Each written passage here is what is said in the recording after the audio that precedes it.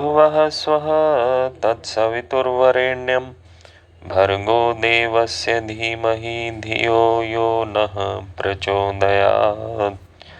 वेदवाणी में पुनः आप सभी का स्वागत है। आइए ऋग्वेद के एक मंत्र का स्वाध्याय करें जिसमें ईश्वर भक्ति की झलक है। मंत्र इस प्रकार है। ओम त्वं हेहि चेरवे, ओम त्वं हेहि चेरवे, विदाभगं वसुत्तये, विदाभगं वसुत्तये, उद्वावृषस्व मघवन् गविष्टय, उद्वावृषस्व मघवन् गविष्टय, उद इंद्र अश्वमिष्टये, उदिंद्र अश्वमिष्टये। मंत्र का शब्दार्थ है, हे मघवन, हे उत्तम धनों के स्वामिन परमात्मन, भगम वसुत्तये विदाह, भग अर्थात जो ऐश्वर्य है, धन संपदा है, वह धन चाहने वालों को दे दीजिए।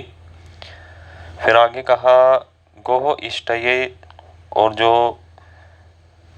गोए हैं वह गौ की कामना अथवा याचना करने वालों के लिए उत व वृषस्व दे दीजिए।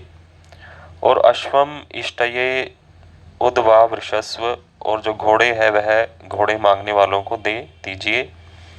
इंद्र हे ऐश्वर्यशाली परमात्मन, चेरवे अपने उपासक के प्रति, त्वम ही एहि तू ही चला।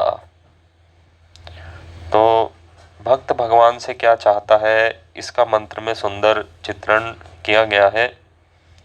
प्रभु अपने उपासक को धन देने लगते हैं तो उपासक कहता है, हे प्रभु, मैं धनकामी नहीं हूँ, मुझे इन संपदाओं की आवश्यकता नहीं है। ये तो इंद्रियों के तेज को समाप्त करने वाले हैं और विनाशशील हैं। मुझे नहीं चाहिए आपका धन, यह धन तो आप धन कामियों को दे दीजिए। फिर आगे कहा, हे प्रभु, मुझे पशुओं की भी आवश्यकता नहीं है, मैं पशुपति भी नहीं बनना चाहता, ना मुझे गौओं की आवश्यकता है और ना ही घोड़ों की। यह गौ और घोड़े तू पशुकामियों को दे दे। तो हे प्रभु, मुझ उपासक के प्रति चेरवे कहा, उपासक को जो ईश्वर की ओर चरने वाला है, जाने वाला है। तो हे प्रभु, मुझ उपासक के प्रति तो बस आप ही चले आइए, मैं तो आपको ही चाहता हूँ। आपके मिल जाने पर मैं कृत्य हो जाऊंगा, अखिल संपदाएं, सभी वैभव और ऐश्वर्य मुझे स्वयमेव प्राप्त हो जाएंगे, अतः मैं तो केवल आपको ही चाहता हूँ। तो यहाँ भक्त की प्रार्थना है कि मुझे धन, ऐश्वर्य, पशु इत्यादि धन नहीं चाहिए, ना गौएं चाहिए, ना अश्व चाहिए। यह तो आप सब जो धन ऐश्वर्य है, धन चाहने वाले को वसुत्तये, और जो गविष्टये हैं, जो गौ को चाहने वाले हैं, और अश्वमिष्टये, और जो अश्व चाहने वाले हैं, यह सब उनको दे दीजिए। हे इंद्र चेरवे त्वम ही एहि, मेरे लिए तो आप ही चले आइए, क्योंकि मैं तो आपका ही उपासक हूँ और आपको ही चाहता हूँ। तो धन संपदाएं तो विनाशशील हैं और अस्थिर भी हैं, क्योंकि इनकी स्थिरता नहीं है, यह आती और जाती रहती हैं और विनाश को भी प्राप्त होती हैं। परंतु ईश्वर तो अविनाशी है और इन सब धन संपदाओं का स्वामी भी है, तो क्यों ना ही इनके स्वामी को ही चाहना की जाए, क्योंकि वह परमेश्वर सर्वोत्तम है। इन धन, भौतिक धन संपदाओं से भी बहुत ऊंची वस्तु है कि जिसने इस सारी सृष्टि के धन ऐश्वर्यों का निर्माण किया है, जो कि सूर्य और चंद्रमा को बनाने वाला है, पृथ्वी को बनाने वाला है, तो वह इनसे तो अधिक ही ऐश्वर्यशाली होगा, इनसे अधिक ऐश्वर्यवान है, क्योंकि वह इनका स्वामी है। और इन भौतिक धन संपदाओं से विषय सुख तो मिल सकता है, परंतु परमात्मा का आनंद तो परमात्मा से ही मिलेगा, जो कि बहुत ऊंची चीज़ है। तो हमें यदि परमात्मा के आनंद की कामना है तो हमें परमात्मा की ही कामना करनी चाहिए कि ईश्वर हमें मिले और उसका आनंद भी हमें प्राप्त हो, कि जिससे हम अत्यंत सुखी हों, अक्षय सुख को प्राप्त हों। तो इसलिए उपासक को मुख्य रूप से परमात्मा की ही कामना करनी चाहिए कि वह उसके जीवन में आए और उसका कल्याण करे और उसको उसके ऊपर सद्गुणों की वर्षा करे। तो ईश्वर को मघवन कहा गया और इंद्र कहा गया कि वह धन ऐश्वर्यों का स्वामी है। तो जो स्वामी है हम उसकी ही कामना करें और अन्य भौतिक धन संपदा की, पशु की, जो कि अस्थिर हैं, विनाशशील हैं, उनकी कामना ना करें। तो आइए एक विदुर नीति के एक श्लोक का भी चिंतन करें। धृतराष्ट्र अत्यंत उद्विग्न थे, दुखी थे, तो उन्होंने महात्मा विदुर को बुलाया और उनसे सदुपदेश के लिए प्रार्थना की कि मुझे कोई सदुपदेश दीजिए। तो उन्होंने नाना प्रकार के शुभ वचन और श्लोक उनको बताए जीवन के कल्याण के लिए। तो एक ऐसा ही श्लोक है, प्रथम अध्याय में 16वां श्लोक है। तो विदुर कहते हैं कि पंडित के क्या लक्षण होते हैं। तो वह बोलते हैं, आत्मज्ञानम समारंभस तितीक्षा धर्म नित्यता यमर्था नापकर्षन्ति सा वै पंडित उच्यते। तो कहा कि पंडित कौन है, किसको पंडित कहा गया है, कि जो आत्मज्ञानम, जिसके पास आत्मज्ञान है, जो कि आत्मा और परमात्मा का ज्ञान रखता है, जो कि ब्रह्म विद्या में निपुण है, जो कि जानता है कि वेदोक्त आत्मा और परमात्मा कौन है और क्या इनके गुण, कर्म और स्वभाव हैं और किस प्रकार से दोनों प्राप्त होते हैं। तो वह पंडित है, ज्ञानी है, विद्वान है। फिर आगे बताया, समारंभ, जो सम्यक प्रकार से कार्यों को आरंभ करता है, उत्तम प्रकार से कार्यों को आरंभ करता है और इसी प्रकार उनको अच्छे प्रकार पूर्ण भी करता है। फिर आगे बताया कि पंडित का क्या लक्षण है। तो कहा तितीक्षा, सहनशीलता, कि वह कष्टों में सहनशीलता धारण करने वाला हो और सुख और दुखों में सम रहता हो, कष्ट सहने की उसकी शक्ति हो, सर्दी गर्मी बरसात की सहन करने की भी उसमें शक्ति हो। तो यह तितीक्षा रूपी गुण भी पंडित में होना चाहिए। फिर आगे बताया कि धर्म नित्यता, कि धर्म में नित्य रूप से वह स्थिर रहे, धर्म आचरण करता रहे, अच्छा आचरण करता रहे, वेदोक्त आचरण करता रहे।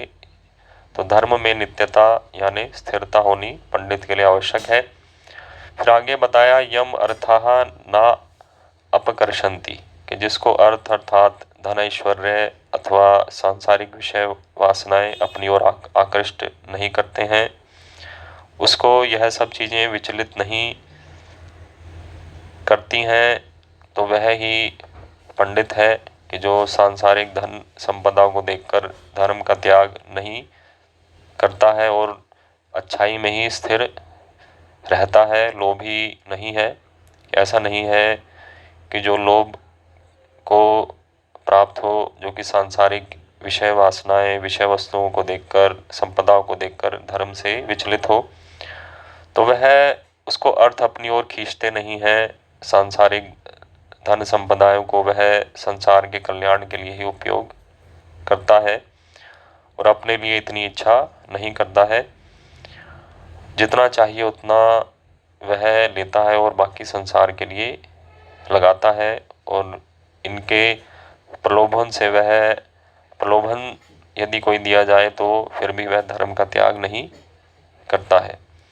फिर आगे बताया, वही निश्चय ही सह पंडितः उच्यते, ऐसा ही व्यक्ति पंडित कहा गया है कि जिसमें आत्मज्ञान हो, सम्यक समारंभ यानी सम्यक प्रकार से आरंभ करता हो। या फिर इसका अर्थ कुछ विद्वान ऐसे भी करते हैं कि जिसको आत्मज्ञान अथवा अपनी शक्ति का ज्ञान हो और उसी प्रकार वह कार्यों को आरंभ करता है कि मेरे लिए कौन सा कार्य योग्य है और कौन सा कार्य नहीं है, कि मैं किस में निपुण हूँ, मुझे कौन सा कार्य आरंभ करना चाहिए। तो ऐसा भी अर्थ है।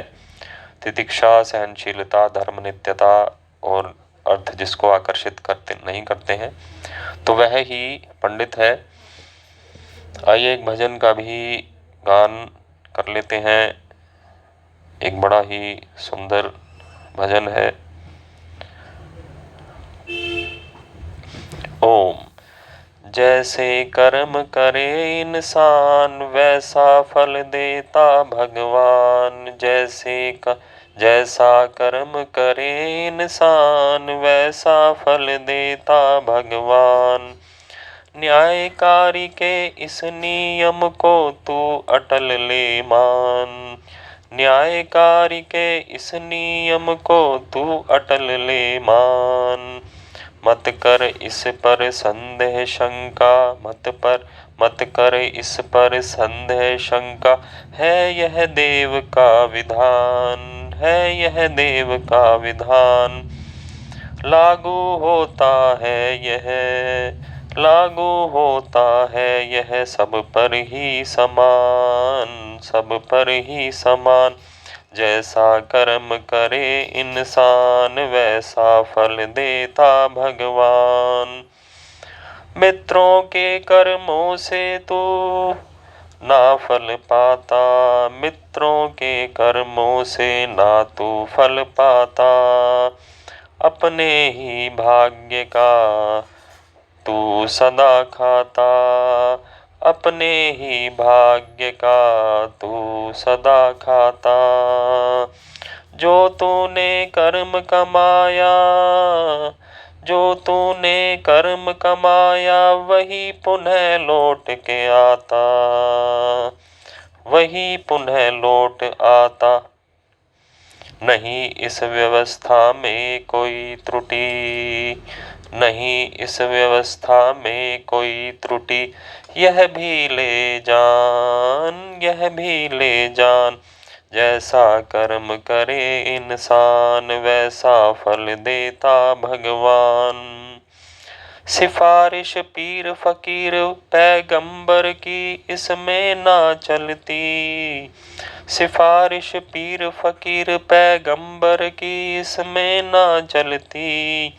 जैसी और जितनी करनी वैसी और उतनी ही मिलती। जैसी और जितनी करनी वैसी और उतनी ही मिलती। सुख दुख मिलते यह दो परिणाम, सुख दुख मिलते यह दो परिणाम। क्यों होता है हैरान बंदे, क्यों होता है हैरान। जैसा कर्म करे इंसान वैसा फल देता भगवान। सुरक्षित कर्मों का तेरा यह पात्र है रहता। सुरक्षित कर्मों का तेरा यह पात्र है रहता। ना कभी यह घटता और ना ही यह बढ़ता। ना कभी यह घटता और ना ही यह बढ़ता। जितना जैसा तू भरता उतना वैसा ही रहता। जितना जैसा तू भरता उतना वैसा ही रहता।